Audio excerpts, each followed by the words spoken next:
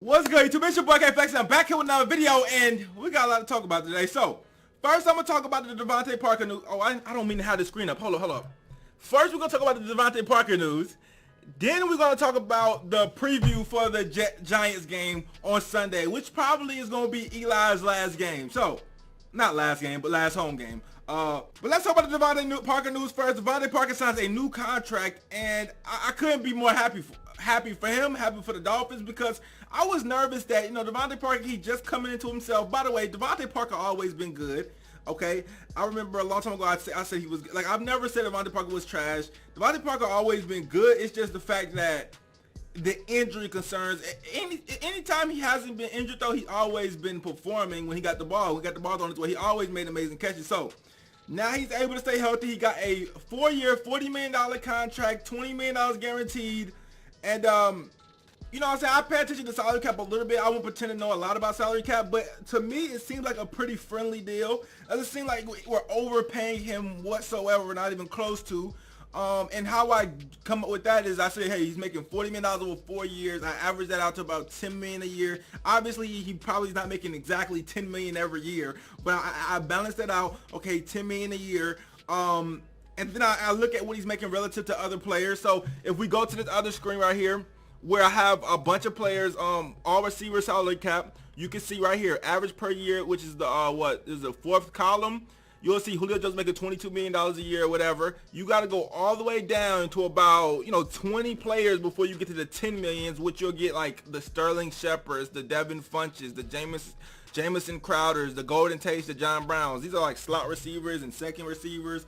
So I don't see how, like, I just don't see how it could be overpaying, because I feel like Devante Parker could be a wide receiver one if he stays healthy. Now, I mean, I don't think anybody would think this is overpaying unless you don't believe in him staying healthy, which I couldn't be mad at you for. If you say, this guy's been injured too much, I couldn't necessarily be mad at you. Do I agree? No.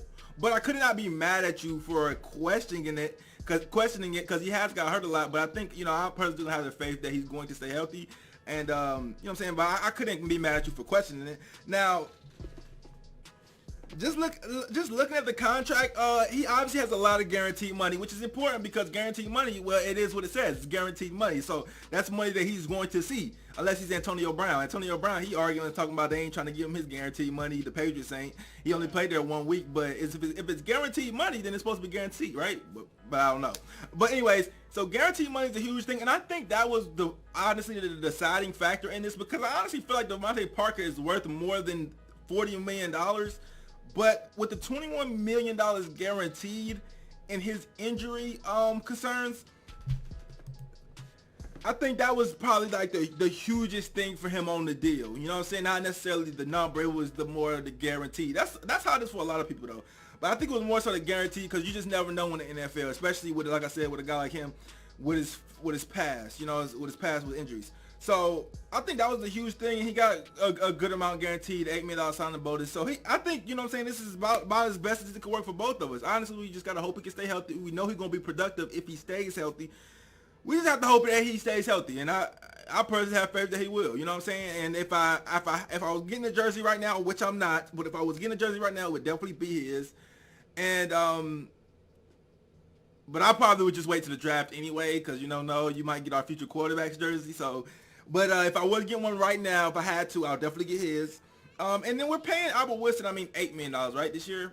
$8 million. So Devante Parker's making $2 million more, and Devante Parker is $2 million more. Like, he's at least $10 million better than Albert Wilson, honestly. No disrespect to Albert Wilson, but he just haven't been the same since he got back. So, or maybe it's just the offense we're running, he's not getting the same targets. You know what I'm saying? Scratch that. He's not getting the same targets or whatever, but he's not more valuable than Devante Parker. Let's put it that way. So yeah, I like the contract. Have no problem with it. Let me know what you guys see in that contract from y'all perspective. Now let's get to the preview.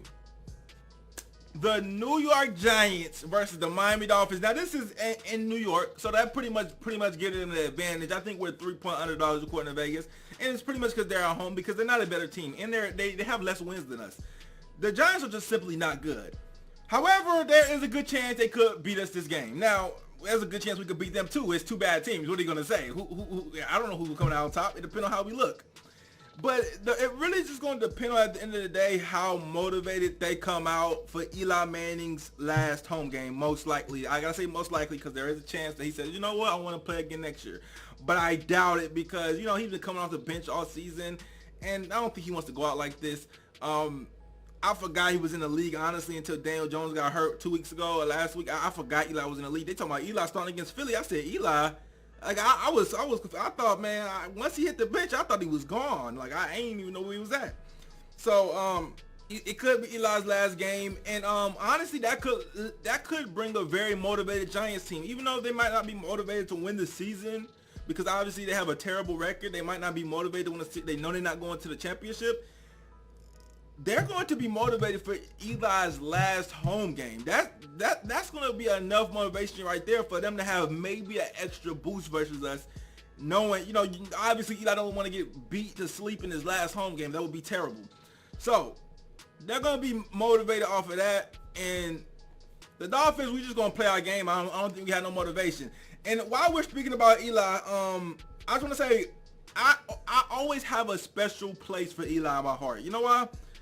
Because if it wasn't for Eli Manning, and I know it's going to be, might be comments about what I'm about to say, but if it wasn't for Eli Manning, Tom Brady and the Patriots would have went undefeated and won a Super Bowl. I would no longer be able to use Miami Dolphins as the only team to ever go undefeated and win a Super Bowl as a insult whenever somebody's coming at the Dolphins. I always say that. I say, when your team go undefeated and win a Super Bowl, then you talk to me. I wouldn't be able to say that.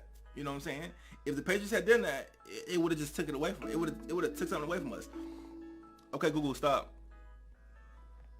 So, even though I know people will say, well, it's just the defense and Eli ain't had nothing to do with it. Well, obviously, listen, they had to put some points on the board somehow, right? Eli contributed in them 2 Super Bowls. Whether it was, I ain't gonna say he contributed the most, but he definitely contributed, okay? Like, if it was all defense, then Blake Bortles would have a ring, right? With the Jaguars. No, your quarterback got to do something. You got to at least have a clutch gene. That's what Eli had. So, I just want to say, you know what I'm saying, I always got a special place in my heart for Eli for that. So, you know what I'm saying, obviously this is a lost season, so the scoreboard at the end of the day doesn't matter to me. It probably matters more to him than it does to, like, me, because this is a lost season. Yeah, y'all can see I'm not angry at all. I haven't been angry since when, week 4, week 5, I don't know when the last time I've been angry. Next year, though, it's going to be a new energy, okay? Getting into the game, I mean, they have Saquon, and Saquon honestly looking like a shell of himself, whether it's because defenses are just, obviously he came off an ankle injury earlier this season, and I don't know if that's still lingering, but everybody's hurt at this point of the season, so you really can't use it as an excuse. Obviously defenses are pinned in on him. That's who they worried about stopping, but he's just been absolutely bagged since I can remember. I mean, I remember they played who they played where he averaged 0.1 yards a carry. Like, Saquon has been bagged this season, and you know, everybody's focused on him. You know what I'm saying? So it's understandable. But so as far as the game goes, stop Saquon like every other team does. That's every other team's game plan. I'm pretty sure that's every team's game plan. Nobody's worried about anything else. Stop Saquon, and you're gonna have to make Eli beat you, and that's what we're gonna have to do. And it's probably gonna be. It's in New York. It's December. It might be an ugly game. I don't know. But yeah, just stop Saquon and make Eli beat you with Slayton, with Golden Tate and Shepard. Not saying they can't beat you, because our secondary is not the greatest, but I could definitely see Golden Tate destroying our team. Even though Eli seems like he likes Slayton and Shepard, from what I've seen, he barely looked Golden Tate way last week against Philly. But I could definitely see Golden Tate destroying our whole secondary. But anyways,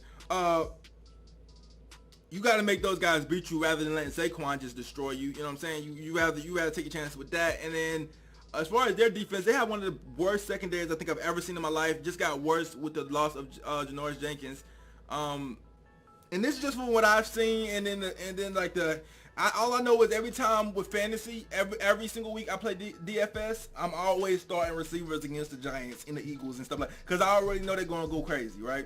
DeAndre Baker, I don't know what his stats looking at now, but at the beginning of the season, he was like the worst cornerback in the league. So now he's like their top quarterback, I guess. So Parker should have a field day. I ain't gonna lie, but unless the weather's messed up, Parker should have a field day.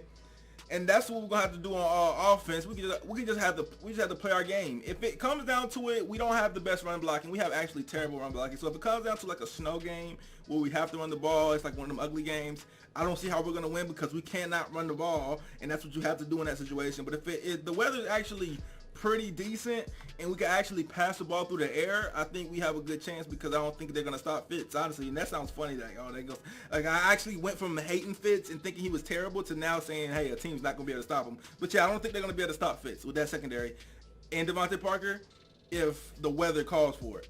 As a matter of fact, since I'm talking about weather so much, let me go look it up.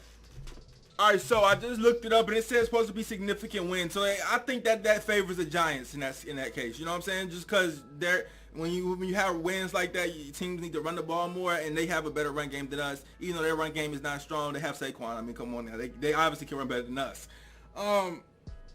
So yeah, I think that gives them an advantage. Also, along with them being at home, along with the motivation of this being Eli's last game, I think that they definitely had an advantage on a lot of things. But as far as like talent-wise, this is another team that I think, you know, talent-wise, they don't have that much more talent than us. So